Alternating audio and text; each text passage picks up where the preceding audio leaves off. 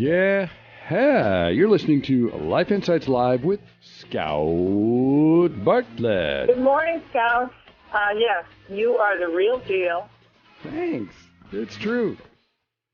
Ba-da-da-da-da-da-da-da, wum-bum. Ba. You are listening to Life Insights Live with Scout like Pathfinder, Bartlett like Pears, originating from our flagship station KEST 1450 AM in San Francisco, syndicated and simulcast around the world on www.ifidknownthen.com, www.ifidknownthen.com. Life Insights Live, the program Life Insights Live, has been recognized as the longest running personal growth, major market personal growth radio program in the nation. And we're campaigning that we might well be the longest running major market personal growth radio program in the galaxy. Ooh, nice. Ooh, nice. Yeah. I think that's cool, but we don't just need proof of that. Meanwhile, I want to let you know that a bazillion of our shows are archived up into our website, and you can go in and all you have to do is register for the website. We don't buy, sell, steal your information. Register for the website. You can download a gaggle of those, fill up your mobile device. Fill up your mobile device. Except in Australia, they'd fill up their mobile device. Mobile. Fill up your mobile device, and you could listen to me for hours and hours and hours. So please do go in and register for the website and download some radio shows, and then you can download more of them. But also, please do, while you're in there, sign up for our mailing list. That's two separate functions. So I know the website, ifidknownthen.com, falls in that category of it's just too easy, and your brain says, oh, that's easy, I'll remember it. So then it doesn't. I've had that experience. Oh, yeah, that's an easy name. I'll remember it. And then it doesn't. So, Carlos, is there by any chance an easy-to-remember way that they could get to our website? Yes, there is an easier shortcut, which is notscott.com. Not Scott. Isn't that clever? That is clever. That's memorable. Yeah. Notscott.com. Although somebody wrote me the other day and they said they tried still not Scott and it didn't work. Oh, no. That won't work. Scout Not Scott won't work. Worldrenowned.net, oddly enough, will work. It will. Trauma, Drama, and Karma.com will work. Trauma, Drama, and Karma.com will work. That'll get you there. And then just go up to radio, and go into archives. And download a bunch of them. You can listen to me for weeks at a time. And I'd love that. That was a segue. This is so cool. I'd love that. Speaking of love, I want to talk about love today because love is all there is, right? Here's a theory that I've been playing with for a while, and so I want you to test it against, like any good scientific theory. First you come up with first you observe your surroundings, then you come up with a theory, and then you test it against what you know already, and then you test it by predicting new outcomes, and then you try out the new outcomes and see if they work, and if they work, then your theory is solid. That's science, supposedly. Although, I was about to go into a whole bunch of cynicism about science lately, which is find out which product you're representing, run your experiments, juggle your results till they say what you want them to say, and then advertise the product. But that's just modern science. But real science is the other. So here's my theory about love. Like every other word in our language, it starts out that it's a sound, right? And then as a language, we agree that sound means a thing. Although I've noticed, depending upon where you live, the sound might be different. Because where I live, the stuff that you have in your car so that your car runs is oil. And the stuff that you use in a massage is oil. But I have friends where they live, the stuff that you put in your car or use in a massage is all. Yep. Get me an all bottle. I'm going to do some massage. Yep. Anyway, so every word starts out as a sound, and then we have an agreement of what that sound means, right? Y'all with that? Love is the sound, and that sound actually labels a feeling. And if you ask people what's love, they'll say, well, it's that feeling when you. And then if you ask them, well, okay, what's that feeling? They'll give you the circular answer, well, that's love. And it turns out we've got a lot of rules about love. I want to toss out my theory to you, which is that love is the word for the sensation we experience when we have our energy or our aliveness flowing in us. Love is the word for the sensation we experience when we have our energy or our aliveness flowing in us. So, first thing we do with the theory is let's test it out a little bit. Let's see, what are some of the things that we all agree that we know about love? Love. You can't love anybody else until you love yourself. So let's test that out. If love is the word for the sensation or the experience of our energy or our aliveness flowing in us, then you can't love anybody else till you love yourself would translate to you can't let energy and aliveness flow through you about someone else until you'll let energy and aliveness flow through you about you becomes sort of secondary. That seems to fit. There's one that I've heard, you can't love anybody else any more than you love yourself. So that would be you can't let any more energy and aliveness flow through you about somebody else than you will let flow through you. That works. There was one in the 60s and 70s, God is love. And certainly from a Taoist or from a Taoist or some of the other perspectives, certainly from a metaphysical perspective, God is indeed energy flowing. So that one fits. I think we're quoting the Beatles with all there is love, and we've certainly recognized that all there is energy and energy flowing. What else do we know about love? There was one that was always confusing to me, which was love, the one thing that the more you give away, the more you have. That never quite made sense, and we'll talk about that some more as we get into the relationship-y parts of it, because I noticed that when I was expressing love by giving me away, that didn't mean I ended up with more. But anyway, that's a phrase, love, the one thing that the more you give away, the more you have. So let's see if that holds up with our theory, which would be love being energy flowing through you, so then it suddenly becomes energy flowing through you, the one thing that the more energy you'll let flow through you, the more energy you have flowing through you. Yeah, that works, doesn't it? So far, the theory holds. Love is the word for the sensation we experience when our aliveness or our energy is flowing in us. Ta-da. Right? Love is the word for the sensation we experience when our energy or our aliveness is flowing in us. Now, that also sort of fits, if we quote Barbra Streisand, with you're nobody till somebody loves you. Gets a little squirrely right here, but it could certainly, we could recognize that you're nobody till you're letting yourself experience your recognition and connection to somebody loving you. I know that it's a little harder to put into a lyric. You're nobody till you recognize the connection you have with somebody else and you let love flow through you. You know, it's a harder song. Pretty catchy. Oh, yeah. I think it's a hit. We've got it right there. You know, just 3 or 4 more lyrics, we're there. Oh, yeah. Put a nice melody to it. Yeah. Well, maybe we'll just steal the melody. Oh, okay.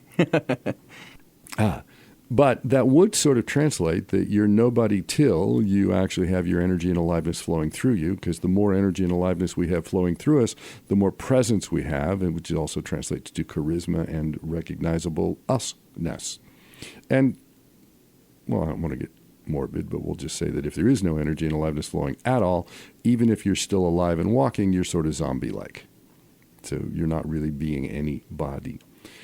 Well, those are the first ones I can think of with love. Now, the next piece that we want to look at, though, is I have noticed that people do end up stuck in the theory that someone else loving them is what allows them to experience love flowing in them. And that seems a little squirrely to me. It seems a little off. So let's take a look at that. All right, I confess I am a guy. And sorry about this, but we are the brunt of a lot of jokes about the fact that guys don't necessarily, all right, neurotypical guys don't necessarily, well, we'll just stay with don't necessarily. Definite guy people don't necessarily have the same refined understandings of the quality aspects of life that definite gal people might have. And guy people don't necessarily live inside the aesthetic rules of gal people. By nature, they have to be trained. Or as one friend of mine told me, her mother taught her, little girls grow up and become little women. Little girls grow up and become women. Little boys get a lot bigger. Yeah, well, all right. Man bashing. But I have had the experience being a guy, and within that context of being a guy, when within girl rules of life, which is how we get gauged, because, within guy rules we're perfectly fine, but within girl rules of life, I have had the experience of being a guy and being stupid. So I have had the experience where I've done something that I didn't know was a something, much less that it was an important something. Y'all tracking? I did something that I didn't know was a something, much less did I know it was an important something. And having done that something, my beloved at the time was doing the obvious response to that, which was that, well, actually, without my knowing it, I had increased gravity in our surroundings. Yep. And it was obvious because all of a sudden cabinet doors, room doors, and even footsteps on floors were heavier and harder than they'd been in the previous gravity. So whatever I had done had warped reality and increased the gravity in my surroundings. Carlos, no, you've never done anything like that where your sweetheart was mad at you? Yeah, well, the gravity takes over. Yeah, there you go. The feet hit the floor harder, the cabinet doors close harder, the room doors close harder. I'm guilty of that. It's a gravity thing, right? Yeah, it's all gravity. it is. Yeah, It's a momentary fluctuation in gravity. Exactly. Yeah. So in the midst of that gravity circumstance, I can tell you that my beloved was not busily having an experience of love, even though I didn't know I'd even screwed up. So it wasn't even like I was in contrite, much less responsively angry. I was still busily loving my beloved, and yet she was not immersed in an experience of luxuriating in the sense of my love. That's how it works, right? Not luxuriating in the sense of my love when I screwed up. Right? And she's in that gravity warp. So I was still loving her because I didn't know yet. I had not yet been informed that I'd done a stupid boy thing, and that having done the stupid boy thing, I deserved to be the recipient of anger. I didn't even know. Now, sometimes, that's not always. Sometimes I know I've screwed up and I deserve anger. But we'll just envision a case where I did not know. So I've not gone contrite because I didn't know I'd made a mistake. I've not gone angry right back because I didn't know I made a mistake. I've not gone defensive. I'm just me loving my beloved. In fact, maybe she isn't even in the room, so I can't even tell that I've messed up. So I'm loving my beloved, and yet she is not filled with a flow of love from the experience of my loving her. Y'all tracking? So you got to get this. I was still in my state of loving her. Now, it's happened in the other direction too, but I'd rather tell the story where I'm the good guy. I was still in my state of loving her, and my state of loving her was not in charge of her state of being or her flow of love. So my loving her in that moment when she was mad at me did not fill her with a huge state of love. Now, some of y'all may have also had the experience when somebody was deeply loving you that you would just as soon went away, left you alone, or didn't have that level of interest in you. Thank you very much. And I will point out that them loving you did not fill you with a massive flow of love. So if we had a theory that said others loving us is what fills us with a flow of love, this wouldn't fit, would it? But if we had a theory that we ourselves are actually able to control the flow of love in us, suddenly the whole game becomes different. If I recognize I'm in charge of how much love and aliveness flows in me, everything looks different. And suddenly I can understand that on one day I can walk outside and see beautiful flowers and dew on the flowers and sunlight sparkling in the dew, and I can feel a huge wave of love. And other days I can walk out and see beautiful flowers and sunlight on the flowers and dew and just be annoyed that my shoes got wet. I'm in charge of that. So speaking of having gone outside, it's a pop quiz. Carlos, have you been outside already today? Actually, I have been outside already today. And at O Dark 100, as you like to say, it's a little tricky for me, the untrained eye, to gauge the weather for the remainder of the day. So I would suggest to all the listeners that before they head out to take a quick peek out the window and decide what they want to wear today. And that just goes to prove that no matter where on earth you are, it's a perfect day to have a great day on purpose. Talk AM on 1450 just for you. San Francisco. One-on-one with me in private sessions, everything, including you, is energy. Let us support you to open your flow, joy, laughter, and light. Scouts, Life Insights training, workshops, and private sessions. IfI'dKnowNThen.com. That's IfI'dKnowNThen.com.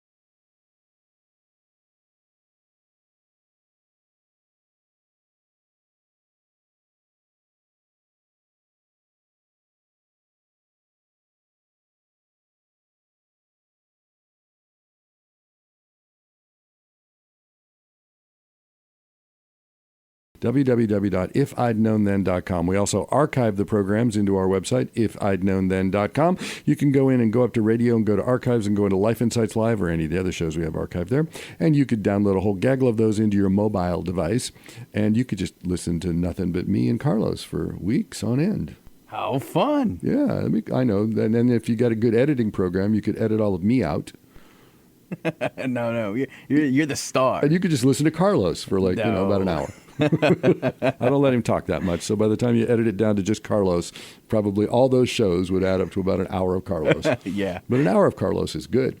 Oh, right. Yeah, All right. big time. So we want to honor the fact that we are riding, at least as far as I know, a spinning ball that's going around a huge spinning nuclear furnace that's whizzing around a galaxy, a spiral galaxy that's just cruising through the universe at a very high rate of speed. And we just want to honor, I've got a lot to talk about today, so we've got to cut it a little shorter. So we just want to honor right out loud everybody that we know that's having a birthday this week, and everybody we don't know that's having a birthday this week, and everybody that's going to have their own personal Labor Day and have their own birthday this week. Welcome to the planet, Rookie. Welcome to the planet. This goes out to you. A 1, a 2, a 1, 2, 3, 4.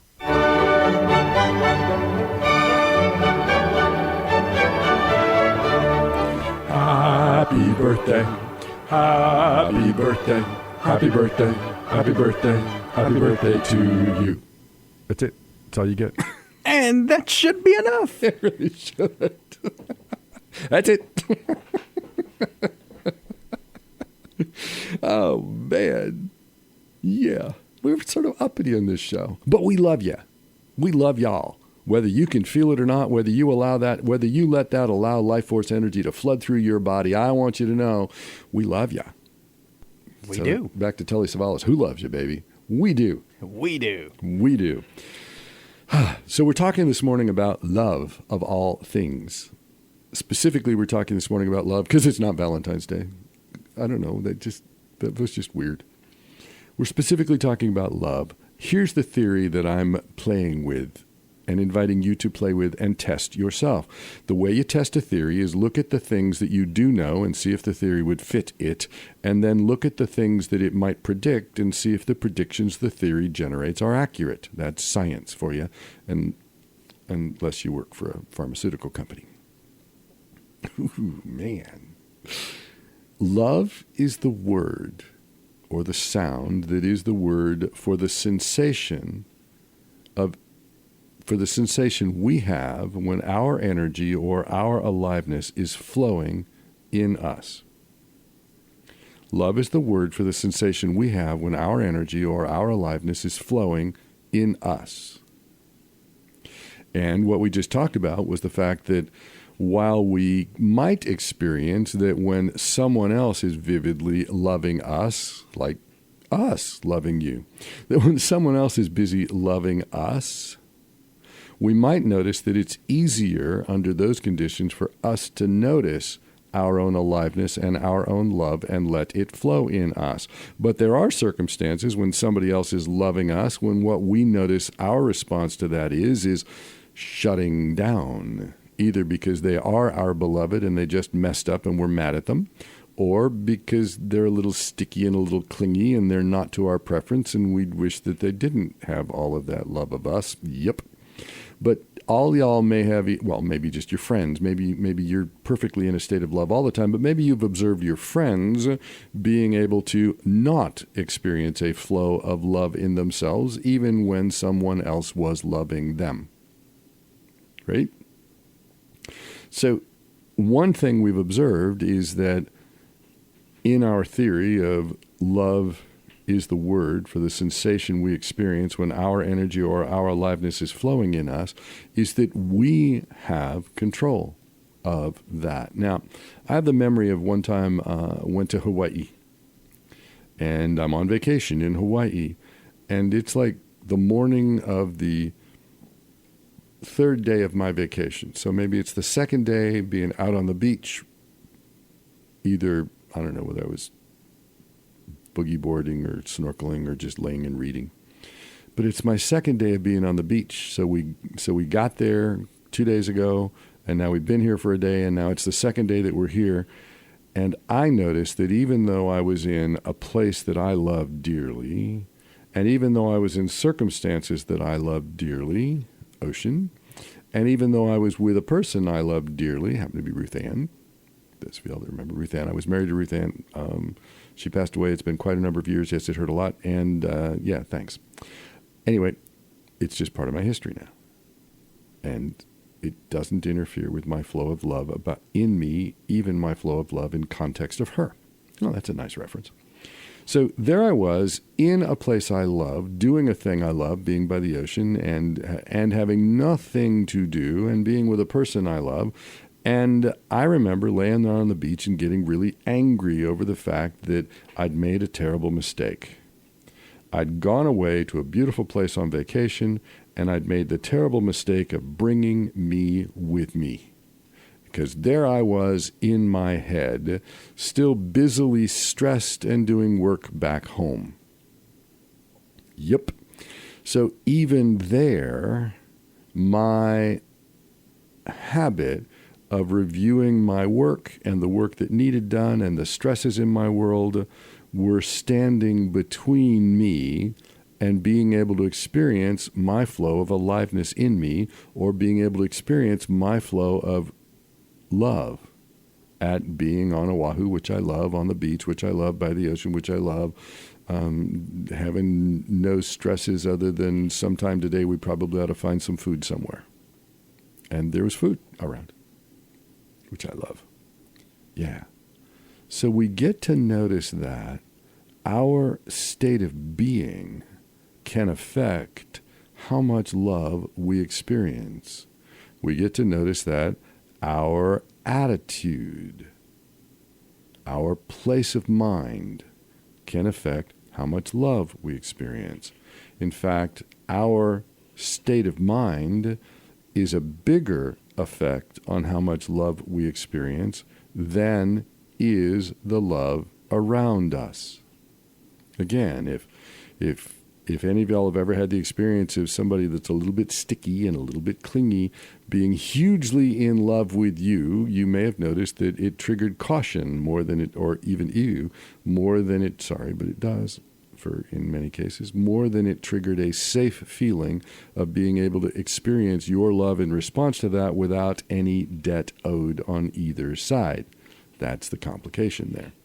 But you may have experienced somebody loving you a lot when you were mad at them, and that didn't trigger you into a state of love because you were mad at them. Or you may have even experienced somebody loving you a lot when you were mad at something that went on elsewhere in your day. And what you found was that them loving you a lot, which would have popped you out of your mad, made you more angry because you weren't ready to let go of the mad yet. You tracking that? So who's in charge of how much energy and aliveness flowing in you have? Why? It's you. Isn't that a shock and a surprise? I went up to, I hadn't gone in a while, and I used to visit frequently, but I went up and visited Guerneville or Guerneville. I've heard it said both ways. A couple weeks back, a friend of mine said, let's just go someplace. So that was where we ended up. And I noticed that when I got there, the slower pace of Guerneville, but also the river and just the energy of the town, my whole body went, oh, yeah, I remember. And it took me a little while, but I was able to drop into a pretty deep state of relaxation and re-feed myself. Didn't like it when I left. So we're in charge of how much a life force or energy is flowing in us. Yep, we really are. We're in charge of how much life force or energy is flowing in us. Now, it can and is triggered by external circumstance. Well, it can be triggered by external circumstance, and external circumstance can trigger it. But it turns out we're in charge. So you're nobody till somebody loves you suddenly becomes you're nobody until you'll let yourself experience the love that could be flowing inside of you. Because otherwise you're slammed shut. There are spiritual practices, which are the practice of being in a steady state of the love of God, and the mantras are a steady flow of love songs to God, or that which is God. Just because sometimes it's easier to love God than it is to love anybody else. My dad used to joke around and he would say, I love humanity. It's just people I don't like very much. And sometimes we'll notice that we can get very triggered by whatever it is that's going on in the people around us, and triggered in a negating or squishing or suppressing or closing down way within ourselves, which people would call negative. And other times we can get triggered by the people around us into a joyful place. A few weeks back when I taught advanced studies recently, there was a moment when I was out of the room and they were doing stuff. And the laughter flowing through the room, and how easily the laughter flows in the room when we're doing the advanced studies work, is a remarkable experience because of the fact that it's flowing on an elevated energy state.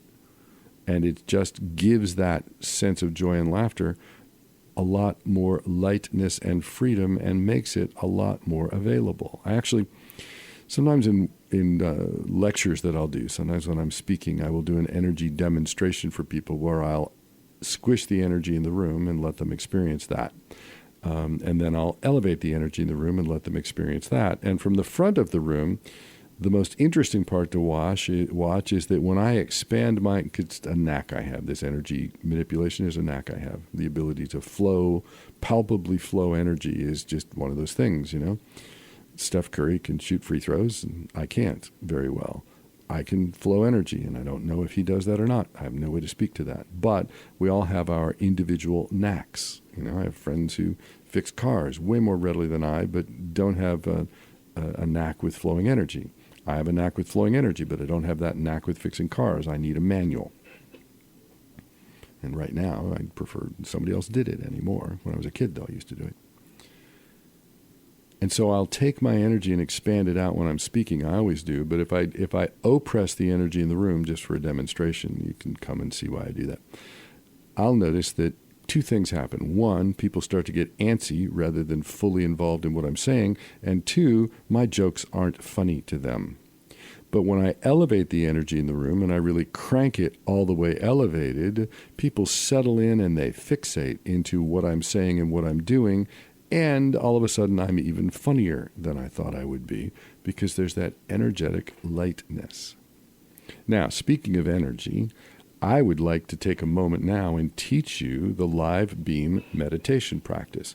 Meditation will always make it easier for you to find that which is yourself, in the midst of real life because you'll have filled your energy reservoir so that you can come back to it. I know I've had people tell me they can't meditate, they tried, because they think that meditating means that they clear their mind and they stay in that cleared mind state for, 20 minutes, 30 minutes, an hour, whatever. Meditation is really about choosing an uplifted point of focus and then noticing every time you drift off in your mind and coming back again to the focus. So we're going to do the live beam meditation here in about 2 minutes and 45 seconds. The first thing I'm going to invite you to do is close your eyes. But if you're operating a motor vehicle, one, please put it on the street.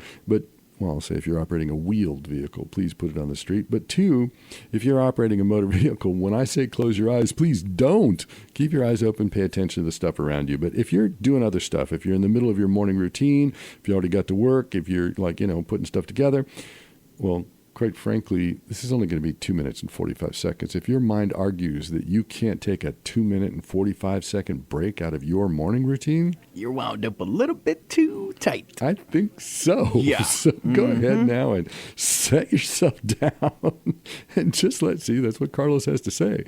Set yourself down and let your eyes go closed. And just draw in a long, deep breath till your lungs are full and let that air flow out again. And as you're ready for another breath, let it be a long, deep breath. And this time imagine the air flowing out through your body as if your body were layers of silk or fabric. And with each breath, just let the air flow in and let it flow out through your body, feeling your body open and expand. And in your imagination, imagine reaching a hand down to the center of this planet Earth, stirring that warm, rich, dense energy there in the center of the planet. Curl that imaginary hand into a cup and use that cupped hand to pull a streamer of energy from the center of the Earth right up through the Earth directly beneath you, up and into your body right at your tailbone. And take a moment to just let that connect. Energy from the center of the Earth, warm and rich and dense, connected right up through the Earth, energy passing through energy and connected into your body right at your tailbone. And just let it connect and warm there at your tailbone. That's your first chakra, energy center. Now draw that streamer of energy deep inside your body, just in front of your spine. Draw that streamer of energy up through your abdomen, past your solar plexus, through your chest, past your heart, on up through your neck, through your head, out the top of your head, and stretch that streamer of energy from the center of the Earth right up and out the top of your head and all the way up and into what I'm just going to call source. And allow yourself now to let that energy flow from the center of the Earth right up through you, geysering or fountaining into source. That's what we're here for, is to uplift, transmute physical level energy. In fact, using your will, because that's how we navigate in the non-physical realm, using your will it to be more energy flowing up that beam. Faster, richer, denser, brighter, whatever that would be to you. Will it to be more energy flowing faster up that beam. Richer, denser, brighter, richer, denser, brighter, even more. That may create a feeling of pressure inside of you. Relax against that pressure. And just let that beam of energy through the center of you create a glow that glows right out through you and right out through everything around you. It's just you and your energy field on your frequency passing right through all of those other energy fields. Floors, chairs, walls, ceilings, people, baby ducks, baby rhinos, baby leopards, Scout redeeming 9 digits worth of newspaper-worthy lotto winnings. Yeah, let it glow right out through. Now, if you can stay with the meditation, stay with it to the end of the program, simply coming back to it again and again, coming back to that vertical beam every time you notice that you've drifted. If you needed to go back and rejoin your morning routine, then now would be the time to give your body a big breath. And as you let it out, let it bring your eyes back open and bring you right on back into the room. One of the pieces about having a meditation practice is that it does refill and refuel our energy reservoirs, our energy batteries, so that we have more. It refills or refuels those energy batteries so that we have more. That allows us a couple of things. One, it's almost like more ballast in the bottom of a ship if there's a storm. it allows us that more ballast energetically so that we can stay closer to centered even when stuff goes a little bit squirrely. In some ways, it actually, the more energy we carry, actually makes things go squirrely less often, but stuff still goes squirrely. Hope I'm not offending any squirrels. No actual squirrels were harmed in the making of this program. So it lets us have that, but the other piece is love is the word for the experience we have when our energy or our aliveness is flowing. Right? Well, if we don't have recharged batteries, if there is no aliveness to flow, then we don't get to move into the love state. We don't get to be in the state of love. Love is a word for the experience we have when our energy or our aliveness is flowing. If we don't have any energy or aliveness to flow, we're not going to find the in love state. Some of you may have noticed that your response to finding an individual that triggers you into the in love state, if that individual happens to be aligned with your own personal preference of age, availability, and gender at the time, all of which could change. But if you run into an individual where you feel that connection and you feel that flow of love, and if that individual actually matches up to your preferences at the time of age, gender, and availability, you could easily find yourself thinking that, we love each other. Or, more accurately, wow, we trigger this state of in love for each other, in each other. So, therefore, we should be in a relationship because they are the age, availability, and gender that matches your preference at the time. So we should be in a relationship. And then you start doing a relationship, and some of you may have noticed that you have built a relationship pattern that includes you unplugging your aliveness out of you, bending it out, plugging it into the them of your attention, your beloved, and pumping your aliveness into your beloved for their benefit, growth, aliveness, and well-being until you find that you have no juice left.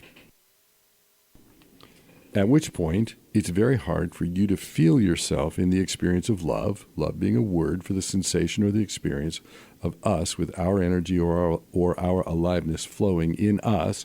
If you've drained you into your partner to where you have no juice left,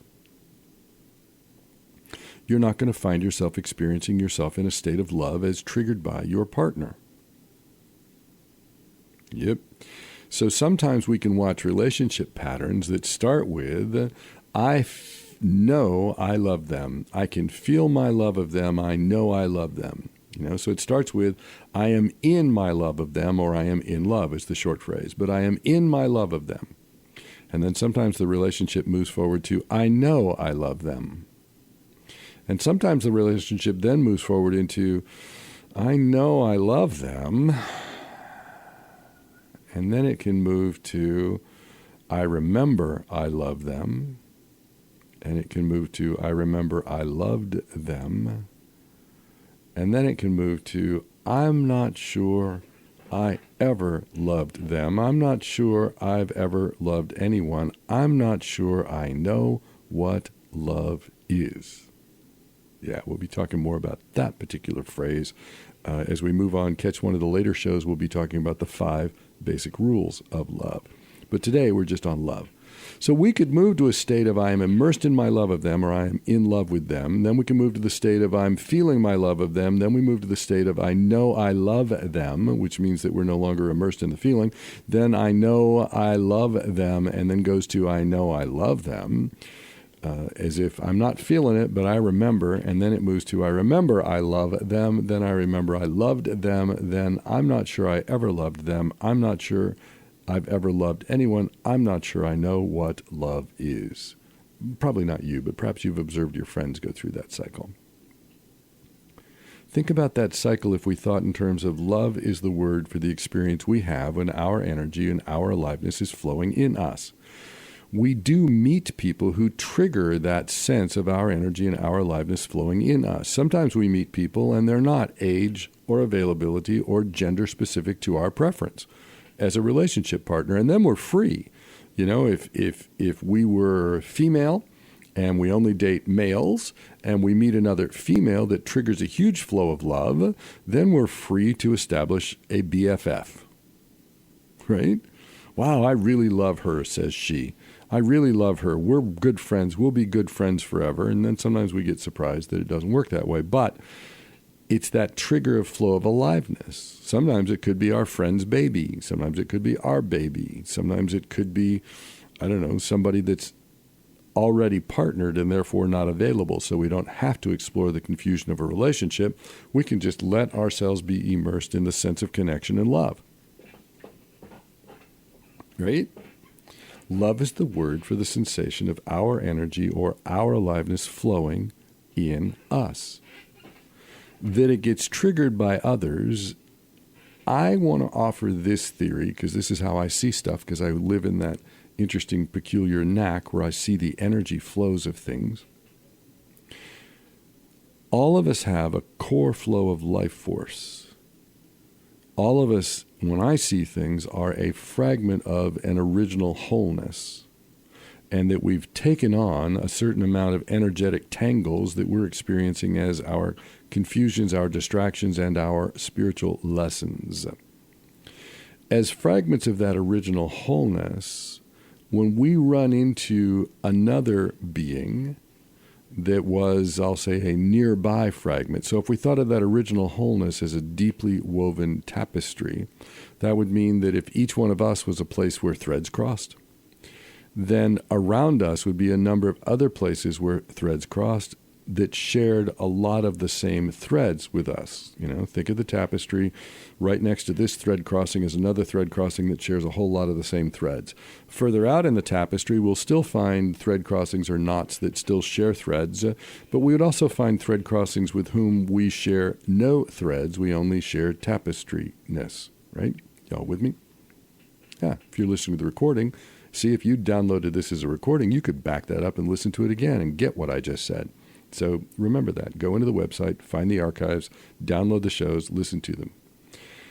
Meanwhile, so when we encounter another person with whom we share a lot of threads, that connection exists between the core essence of us, the who we really are parts of us. So when we encounter someone with whom we share a lot of threads, it resonates right in the very core essence of us, in the who we really are part. And we even see that in the language as we continue to explore our theory. Love is the word for the sensation of our energy or our aliveness flowing in us. We see that supported on if y'all have ever heard the phrase of, oh, I really love them, they bring that part out in me. Oh, they're really wonderful, they bring that part out in me. Or even, gosh, I know that you don't see why I'm with them, but if you could just see the part of them I see, right? So we even talk about the fact that that love connects at our core essence in the who we really are part and brings the who we really are part forward. They bring that part out in me. I light up in their presence, and I am more of the me I want to be. Or to borrow from, Jack Nicholson, in As Good as It Gets, when he gives a compliment to say, you make me want to be a better man. It brings that part out in him. Speaking of out, catch that, I've got a real segue. Speaking of bringing out, here's the pop quiz, Carlos. Have you been outside already today? I have been outside already, and at Dark 100 here in the Bay Area, let me tell you, it's a little hard for me to gauge the weather for the remainder of the day, so I would suggest to all our listeners that they take a quick peek out the window and decide what they want to wear today. And that just goes to prove that no matter where on earth you are, it's a perfect day to have a great day on purpose. Talk AM on 1450 just for you. San Francisco. .com.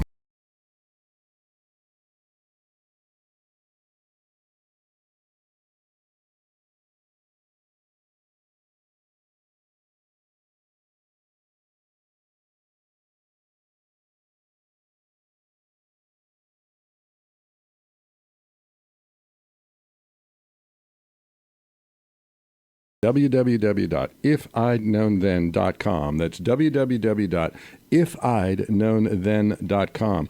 Life Insights Live has been recognized as the longest running major market personal growth radio program in the nation. Let's see if this works. And I've gotten a lot out of the live beam. I use it whenever I meditate, which is almost daily. It's one of the many tools that I use.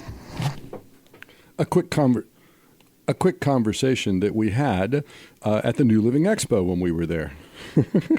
Somebody else saying, "Yeah, I listen to this stuff. I really do it." Did that work? It did. Yeah, it was a little faint. Yeah. We'll get it fixed. See, that was me doing it. When Carlos does it, it's going to be perfect. That was me winging it. Life Insights Live has been recognized as the longest-running major market personal growth radio program in the nation. We're pretty darn proud of that, but it does sort of say I'm not 20. But as somebody pointed out the other day, they said, "Scout, if you were 20 and you looked like you do, that would not be a good thing." That's funny.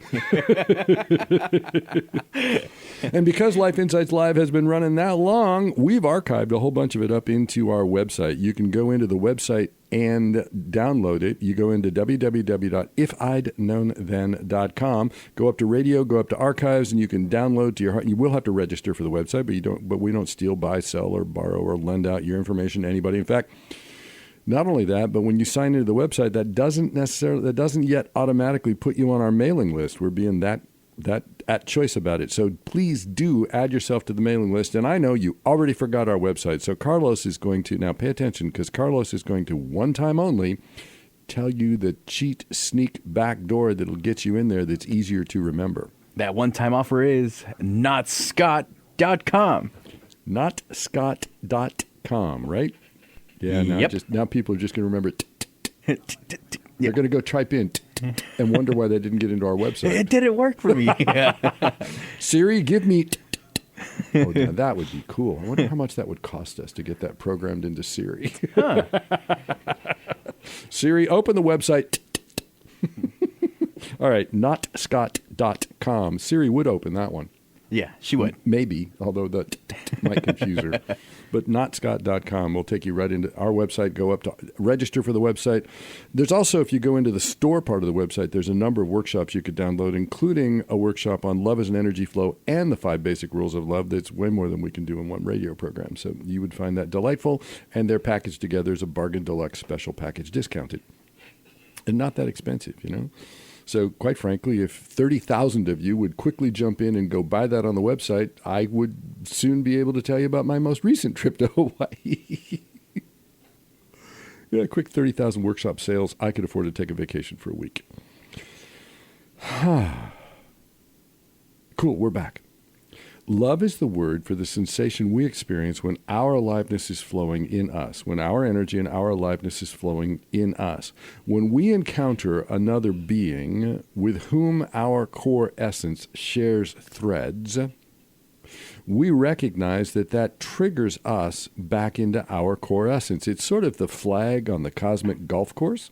Now, I know, when I watch professional golf on TV, because, well, I like to... All right, this is a guilty pleasure. I like turning on golf on TV when I'm going to take a little afternoon nap. And he's about 430 yards, Bob, but I think he can do this with a 27.6 iron and a 440. Those tones are just perfect to nap to, but sometimes I actually watch it.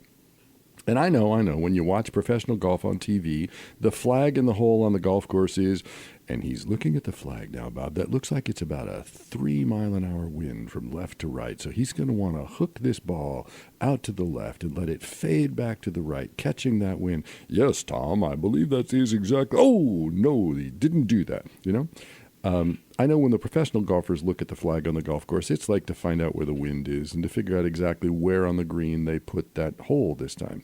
But back when I was in corporations, I had to play corporate golf a few times. So it's a completely different game when you've never played before and somebody just showed you how to swing the club, because you whack the ball and it goes flying off, and then you do what I call play Marco Polo golf, not as in the swimming pool game, but is in the go explore territory where no human being has ever been before.